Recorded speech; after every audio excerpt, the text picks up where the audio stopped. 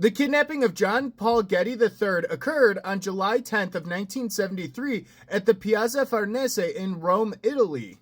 Getty III had played with the idea of getting kidnapped intentionally to extort some money out of his grandfather. However, he would later go back on the idea because him and his girlfriend had both begun working as models for photographers.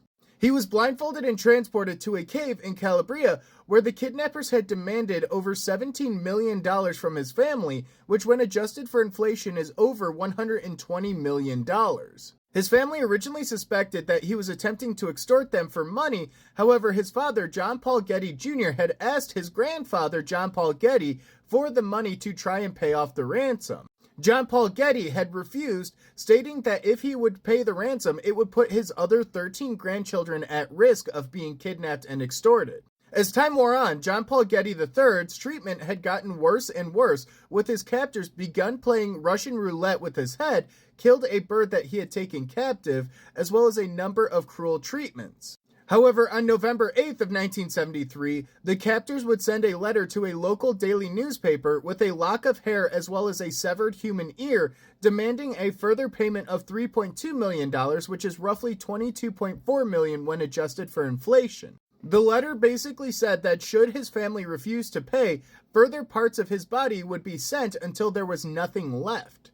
Paul's ear became infected and his captors began treating him with large doses of penicillin, which would eventually lead him to develop a reaction to it and become allergic to the medicine. He would also develop pneumonia during his time in captivity, to which his captors would begin treating him with large amounts of brandy to keep the pain down. After Paul's ear was received, his grandfather would agree to pay no more than $2.2 million, which was the maximum allowed tax-deductible amount to his father, at an interest rate of 4%.